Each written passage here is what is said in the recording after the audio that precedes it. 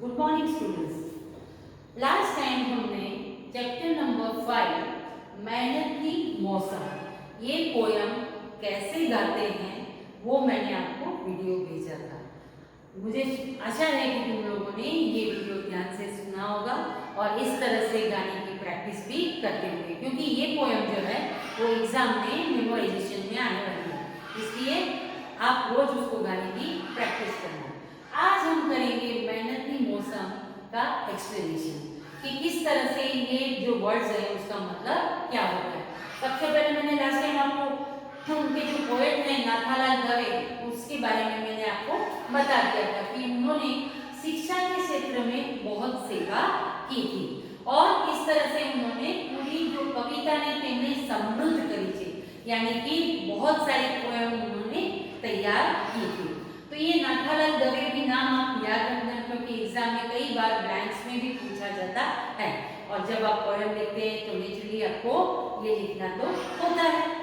अब हम लोग यहाँ से पोएम के वर्ड टू वर्ड भावार्थ मैं आपको बताऊंगी। यहाँ पर दिया है क्या, जमीन के लिए, खेती की जमीन, क्योंकि हमारा देश जो है वो बेसिकली एग्रीकल्चर से रिलेटेड है, इसलिए यहाँ की जो धरती जब बारिश हो जाती है, अच्छे क्रॉप्स तैयार होते हैं, तब वो सोने के बराबर कहा जाता है, गोल्डन एरिया ये कहा जाता है। इसीलिए कहा है सोना वर्णी, वर्ण यानी रंग, कलर, सोना वर्णी यानी सोने जैसी।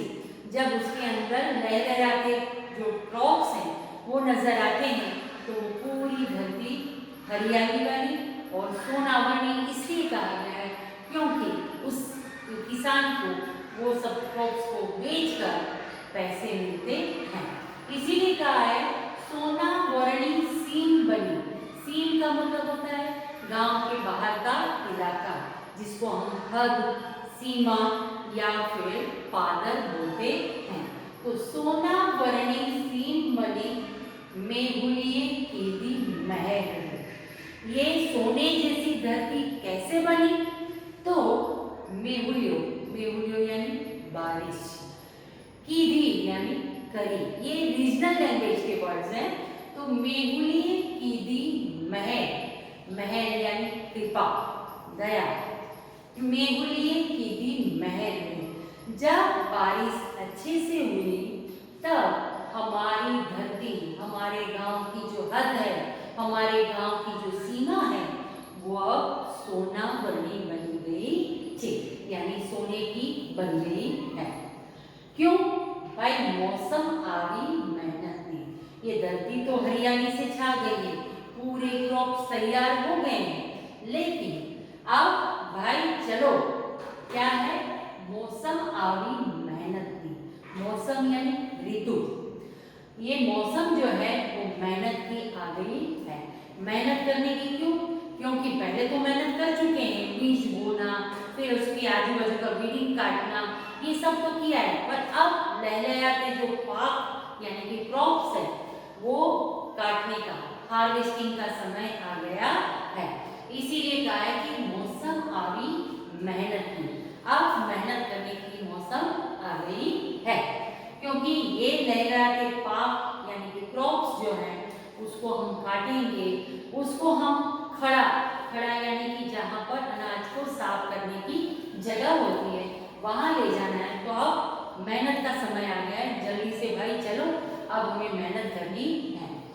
बारिश की वजह से और क्या क्या हुआ है, नदियों ना जल नीतर्या लोगों मा लीला लहर, नदियों, ये सौराष्ट्र के लोग जो हैं वो नदी एक के बदले दो से ज्यादा होती है, मतलब प्लूरल सेंस में होती है, तब उसको नदी खाली नहीं बोलते, नदी ओ नहीं बोलते, जनरली हम नदी, नदी ओ, singular and plural, but Saurashtra की जो रीजनल लैंग्वेज है उसके अंदर कहा है नदियों ना, यानी कि बहुत सारी नदियां, ना जल नीतर्या, क्योंकि हमारे जो पोएट हैं वो कहाँ के, अमरेली के हैं, अमरेली सौराष्ट्र के अंदर है, इसीलिए उन्होंने यहाँ पर ये रीजनल वर्ड यूज किया है, नदियों ना जल नीतर्या, नीतर्या यानी बह रहे हैं। कि नदियों के अंदर पूरे पानी, बारिश अच्छी हुई है, जैसे हमारे यहाँ भी इस बार बहुत अच्छी बारिश हुई है, हर जगह पर कुछ ज़्यादा ही हो गई है, हर जगह पर जो डैम वगैरह हैं वो पूरे ओवरफ्लो हो चुके हैं। तो इसी तरह से जब बारिश अच्छी होती है तब नदियों ना जल नीत्या, जल यानी पानी, नीर, ये दो उसके सिनोनिम्स हैं। नदियों में पानी बह रहे हैं यानी ओवरफ्लो हो रहे हैं, लोगों में लीला लहर है, लोगों यानी कि पब्लिक, जो लोग हैं उनमें लीला लहर यानी कि एकदम खुशी आनंद हो चुका है। भाई मौसम अभी मेहनती, क्योंकि अब सब कुछ मिल गया है, पानी मिल गया है किसान को, और खेतों में जो है लहराते हुए क्रॉप्स तैयार हो गए हैं, तो अब मेहनत करने की बारी आ गई है। चलो अब हम मेहनत करते हैं। यहाँ पर वो देखो तैयार हो चुके हैं कि किस तरह से ये क्रॉप्स है उसको काटने के लिए। ये है सिकल, जिसको हम गुजराती में बोलते हैं दातरड़ू, ये लेकर वो तैयार हो गए हैं। अब उन्होंने क्या क्या किया है, लीलो कंचन बाजरो, कंचन यानी एकदम ट्रांसपेरेंट। जब ताजा बाजरी का दाना होता है जो खेतों में लहराता है वो एकदम लीलो यानी ग्रीन कलर का होता है, और कंचन यानी कि एकदम ट्रांसपेरेंट होता है।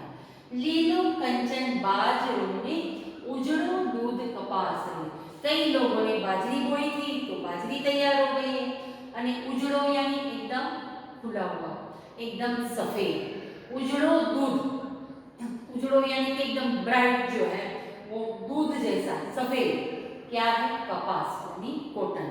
कई लोगों ने कॉटन की खेती की थी तो उनके लिए दूध जैसा चारों तरफ फैला हुआ कपास नजर आ रहा है। भाई मौसम अभी मेहनत नहीं, किसी ने बाजरा, किसी ने कपास यानी कि कॉटन का जो है क्रॉप तैयार किया है, तो दूसरी जगह खेतों में देखते हैं पूरी सीम भरी हुई है, अलग अलग खेतों के अंदर अलग अलग तरह के क्रॉप तैयार है।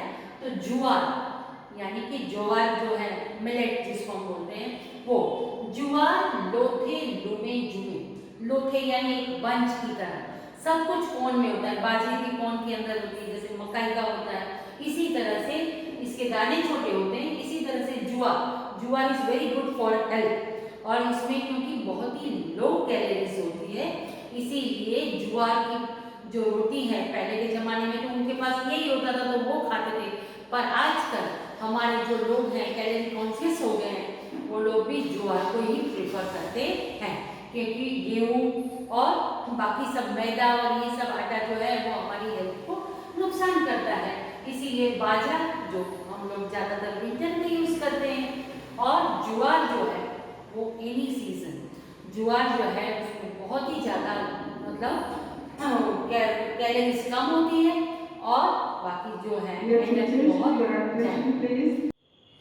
जुआर लोथे लुमे जुमे, जुआर जो है उसके बंच तैयार हो गए हैं, लुमे जुमे यानी हवा में ऐसे लहराते हुए उसके जो कोन है वो तैयार हो गए ने हैया माँ हुल्ला से।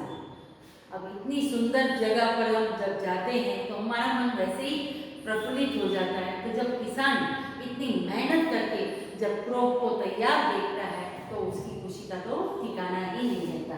ने हैया माँ उल्लास, उल्लास यानी उल्लास, उल्लास यानी आनंद, खुशी। भाई मौसम अभी मेहनत की, मौसम मेहनत की आ गई है। ऊपर उजड़ा आग माँ कुंजड़ियों किल्लोल। अब बारिश के बाद चारों तरफ जो है शीतल हवाएं चलती है, ठंडी लगने लगती है, मतलब मौसम एकदम प्लीजेंट हो जाता है। और ऐसे में ऊपर उजड़ा, क्योंकि बारिश के समय काले घने बादल होते हैं, लेकिन जब वो बादल खुल जाते हैं तो आसमान एकदम नीला हो जाता है, और उस समय ऊपर उजड़ू, उजड़ू यानी एकदम चमकू चौकू, एवा आगमा यानी कि आकाश में कुंजड़ियों किल्लोल रे, बहुत समय से जो बर्ड्स हैं बारिश के मौसम में बेचारे घोंसले में ही बैठे रहते हैं, जब खुला आसमान हो जाता है तो सब जो है पंछी आसमान की तरफ निकल पड़ते हैं। उनके जीवन में भी बहुत मुश्किल होती है, जब बारिश होती है तो दाने लेने के लिए कहीं पर जाना आना नहीं होता है, तो उनके लिए भी वो बहुत टफ टाइम होता है। पर जैसे ही आसमान नीला हो जाता है, खुला हो जाता है, वो निकल पड़ते हैं। और कुंजड़ियों यानी कि एक टाइप का बर्ड है जो एकदम तीखी शार्प आवाज में बोलता है। और आपने जनरली देखा होगा कि वो ग्रुप में अलग अलग शेप बनाते हुए आसमान में उड़ती है, उसको कहा जाता है कुंजड़ी। तो यहाँ पर रीजनल लैंग्वेज में कहा है कुंजड़ी ओने, more than one, so here also नदियों की तरह कुंजड़ियों, यानी कि बहुत सारे कुंजड़ी के जो बर्ड्स हैं वो आसमान में अलग अलग प्लेन की तरह कभी उड़ते हैं, कभी बहुत सारे ग्रुप में अलग अलग शेप बना के उड़ती हैं। तो कुंजड़ियों ना किल्लोल, किल्लोल यानी मीठो आवाज। रे भाई मौसम आवी मेहनत की, और मौसम की मेहनत आ गई है। तो अब हमें क्या क्या नजारा नजर आ रहा है कि जब बारिश हो जाती है, नदियों में पानी भर जाता है, चारों तरफ हरियाली छा जाती है, कहीं बाजरा तो कहीं ज्वार तो कहीं कपास, इस तरह से जब अलग अलग खेतों के अंदर अलग अलग नजरे आते हैं और आसमान के अंदर पंछियों की जो किल्लोल यानी कि आनंदनो अवाज संभળાય છે ત્યારે વાતાવરણ ખૂબ સરસ થઈ જાય છે। वाता मीठा वायराने लेता मोर हिलोल। मौसम अच्छा हो जाता है, ठंडा भी हो जाता है, तो वाता यानी वाय छे, लहराए छे, मीठा यानी जो मन को लुभाने वाला, वायरा यानी कि हवा, पवन। वाता मीठा वायरा यानी हवा भी जो है वो अच्छी तरह से ठंडी ठंडी लहराती है। અને એ મીઠા વાયરા જ્યારે લહેરાય છે यानी हवाएं जब चलती हैं ने लेता मोल हिलोल। और तैयारी हो गई है सब हार्वेस्टिंग की, काटने की, पाक में लणवू, गुजराती में उसको कहते हैं लणवू, लणवू यानी कि पाक की कटाई करना। और इस सब पूरा तैयार हो गया। जब हवाएं चलती हैं तो मोल, मोल यानी क्रॉप, पाक हिलोड़े से हवा में वो भी लहराते हैं। और इस तरह से ये नज़ारा बहुत ही सुंदर नजर आता है। लियो पछेड़ी दातरड़ा, बस अब सब तैयारी हो गई है, तो अब हमें करना है क्या, क्रॉप की कटाई, पाकनी लड़नी, हार्वेस्टिंग। लियो पछेड़ी दातरड़ा, लियो यानी कि लो, ले लो। पछेड़ी, पछेड़ी यानी जो किसान माँ सिर पे भी बांधता है, वही कपड़े को, उनकी जो नेसेसिटी जो होती है ना बहुत ही कम होती है कि वो जो कपड़ा सिर पे बांधते हैं। अब जो जब खेत को बोते हैं, काम करते हैं, तब जरूरत होती है सिर पे, पर अभी नहीं है, तो वो चद्दर जैसा कपड़ा घर से लेकर जाते हैं। और क्यों लेके जाते हैं, क्योंकि पाक जो है उसकी कटाई करेंगे, फिर उसके बंच बनाएंगे, तो वो उसमें रखते जाएंगे। इसीलिए कहा है कि लियो यानी कि ले लो, पछेड़ी यानी कि वो खेस, कपड़ा चद्दर जैसा, दातरड़ा, दातरड़ा यानी कि मैंने आपको पहले भी बताया सिकल, जिससे पाक है ऐसे करके वो एक क्वेश्चन मार्क की तरह होता है, एक टूल होता है, और वो टूल को लेकर जाते हैं कि चलो भाई હવે આપણે પાકને કાપવાનો છે। તો દાતરડા અને પછેડી લઈ લો, आज सीम करे छे सागरे। आज जो हमारे खेतों की धरती है, खेतों का जो इलाका है, वो हमें साग करे छे। साग यानी कि आवाज, आवाज आपे छे कि भाई हवे आवी जाओ અને અમારો પાક અમે તૈયાર છીએ, હવે તમે અમને કાપી દો। ભાઈ मौसम आवी मेहनतनी, मौसम હવે આ मेहनतनी આવી ગઈ છે, ચાલો હવે કામે લાગી જાઓ।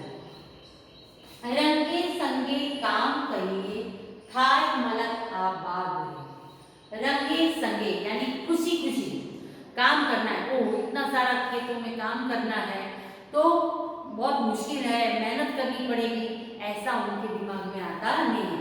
बस वो तो पूरी जो क्रॉप है उसको लहराते हुए देखकर इतना किसान खुश हो जाता है कि आज मेरी मेहनत काम हो गई, कामयाब हो गई। और इसीलिए कहते हैं कि रंगे संगे काम करें।